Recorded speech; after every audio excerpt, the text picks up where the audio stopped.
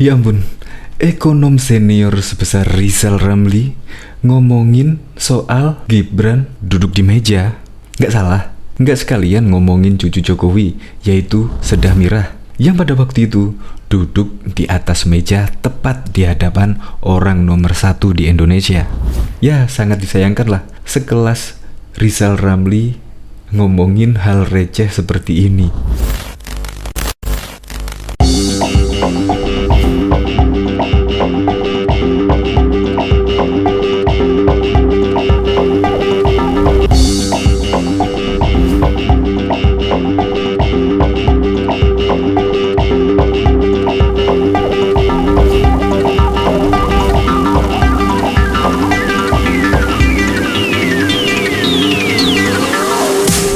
Saya kaget ketika melihat cuitan dari Rizal Ramli yang mengomentari hal-hal yang receh.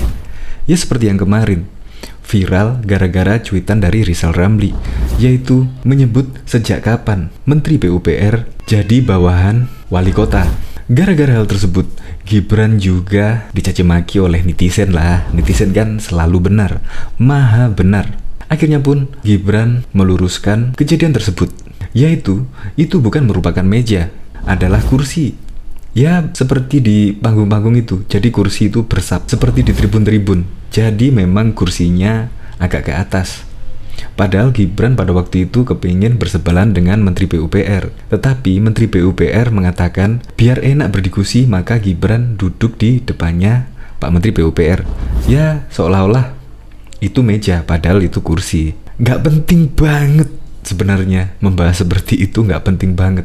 Ya sangat disayangkan lah, sekelas Rizal Ramli ngomongin hal receh seperti ini.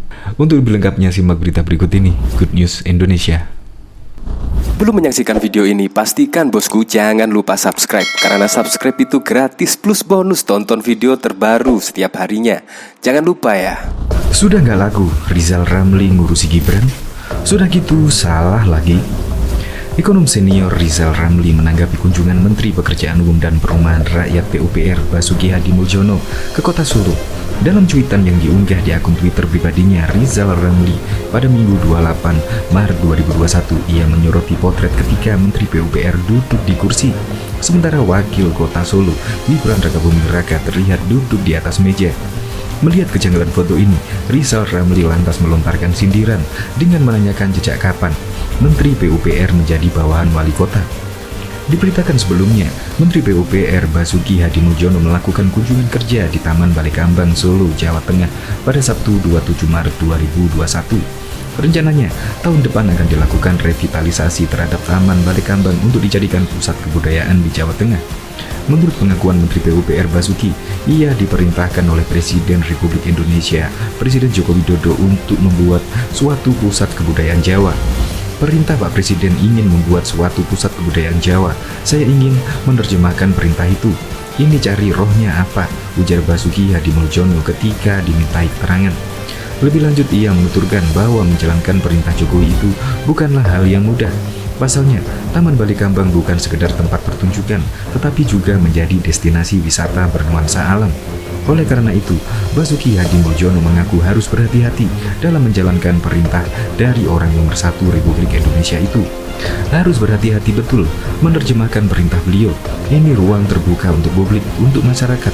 Hati-hati mendesain, merevitalisasi, tidak mungkin mengubah kawasan botanikal yang luar biasa ini. Mana ada yang seperti ini di kota lain? Susah dicari, tuturnya melanjutkan. Menurutnya, akan jauh lebih mudah untuk membangun jembatan atau jalan tol lantaran pusat kebudayaan harus disertai rasa. Ini budaya, harus ada rasa. Kalau nggak ada nanti bisa salah ke depan kejadian. Harus bicara juga dengan kebudayaan. Budayawan, kata Menteri PUPR itu. Sementara itu, ketika disinggung soal anggaran revitalisasi Taman Balai Kambang tersebut, Basuki Hadimulyono mengaku belum bisa menyampaikan hal tersebut. Anggaran belum, nanti kan ada master plan-nya. Harus dipelajari, konsultasi dengan Pak Wali Gibran. Bicara budaya itu nggak mudah, ujarnya. Diketahui juga Wali Kota Solo Gibran Rakabuming Raka merespon unggahan viral di media sosial yang menunjukkan dirinya duduk di atas meja di depan Menteri Pekerjaan Umum dan Perumahan Rakyat PUPR Basuki Hadimulyono. Gibran mengatakan tempat yang diduduki itu bukan meja seperti yang diberitakan. Ia menduduki kursi penonton yang memang sengaja didesain berundak. Kan sudah dijelaskan sama yang punya rumah, itu bukan meja tapi kursi, yang kayak tribun itu loh, kata Gibran saat ditemui di sela peninjauan lapangan latihan Piala Dunia U23 Kota Barat, Senin 29 Maret. Putra sulung Presiden Joko Widodo itu juga mengaku duduk di kursi yang lebih tinggi karena diminta oleh Basuki agar lebih nyaman berdiskusi. Pak Basuki minta saya duduk di situ karena memang lagi diskusi, jadi biar posisinya berhadapan-hadapan, katanya. Guru Besar Institut Kesenian Jakarta IKJ, Sardono Kusumo, yang juga hadir dalam pertemuan itu menjelaskan bahwa tempat yang diduduki Gibran adalah kursi penonton. Itu tempat duduk penonton untuk acara pertunjukan seni. Justru tempat duduk di bawah itu biasa dipakai tamu undangan, katanya. Sardono menambahkan, Gibran awalnya hendak duduk di kursi yang selevel di samping Menteri Basuki. Dia pindah ke kursi yang lebih tinggi karena diminta oleh Basuki. Awalnya Mas Gibran mau duduk di samping Pak Basuki, sama Pak Basuki diminta duduk di atas karena kita mau diskusi, katanya. Foto Gibran yang duduk di posisi lebih tinggi dari Basuki viral usai ekonom Rizal Ramli turut berkomentar dalam akun Twitter Rizal Ramli pada Minggu 28 Maret 2021 kemarin. Sejak kapan Mas Basuki kementerian jadi bawahan wali kota? Menteri PUPR kunker, di Solo Gibran duduk di meja, Basuki duduk di kursi, demikian tulis Rizal Ramli di Twitternya. Cuitan Rizal tersebut menuai komentar pedas dari warganet. Mereka menganggap Gibran tidak sopan karena duduk di meja di depan orang yang lebih tua. Peristiwa tersebut terjadi saat Gibran bersama Basuki meninjau kawasan Gatot Subroto yang rencananya digarap menjadi Malioboro ala kota Solo. Saat itu, mereka menyempatkan diri mampir ke Masdon Art Center yang dikelola Sardono. Dalam foto yang beredar, Gibran tampak duduk di posisi lebih tinggi daripada Basuki dan Sardono. Diketahui sebelumnya, juga Menteri Keuangan Sri Mulyani berbeda pendapat dengan Rizal Ramli. Sri Mulyani pun tidak tinggal diam begitu saja mendengar kritik sekaligus sindiran yang dilontarkan ekonom senior Rizal Ramli soal utang pemerintah. Rizal Ramli merupakan sosok yang sering mengkritik soal utang pemerintah. Kali ini mantan Menko Maritim ini mengkritik utang pemerintah mulai dari bunganya yang mahal hingga strategi pemerintah dalam mengelola utang. Dia menyebut strategi pemerintah mengemis hutang bilateral. Hal itu diungkapkan melalui akun Twitter pribadinya. Sri Mulyani mengungkapkan akhir-akhir ini ada orang yang suka membicarakan utang pemerintah. Dirinya pun meminta para pejabat eselon 1 Kementerian Keuangan untuk menjelaskan ke publik mengenai kondisi utang pemerintah. Dia meminta khususnya kepada Dirjen Pengelolaan Pembiayaan dan Risiko Kementerian Keuangan, Luki Arfiman, untuk memberikan konfirmasi seminggu sekali mengenai kondisi utang pemerintah. Ada orang hari-hari ini suka bicara masalah utang.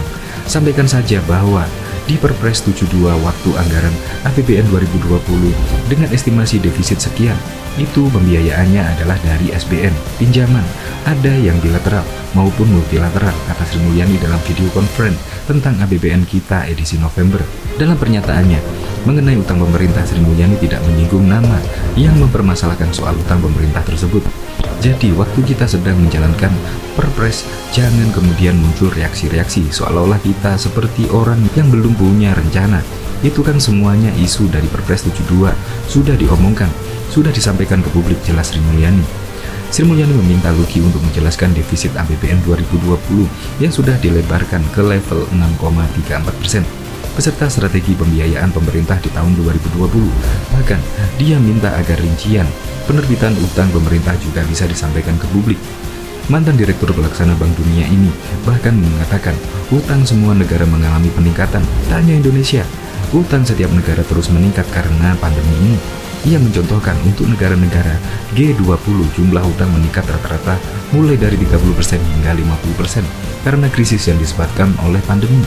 Untuk G20 terlihat mereka rata-rata utang selama ini sebelum krisis kemudian 100% dari PDB. Sekarang melonjak ke 130%. Untuk emerging country rata-rata 50% GDP dan naik ke 50-70% katanya.